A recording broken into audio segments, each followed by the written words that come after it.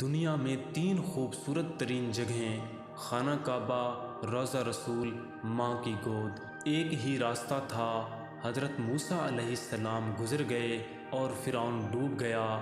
بھروسہ راستے پر نہیں، اللہ پہ کرو۔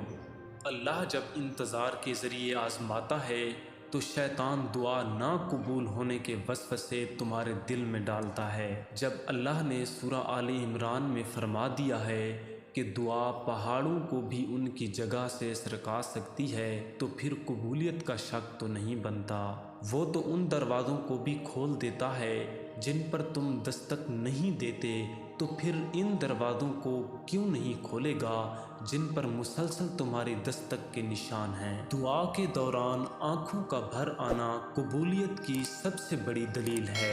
جنت کی دو بڑی نعمتیں، ایک اللہ کا دیدار اور دوسرا حضرت محمد صلی اللہ علیہ وسلم سے ملاقات۔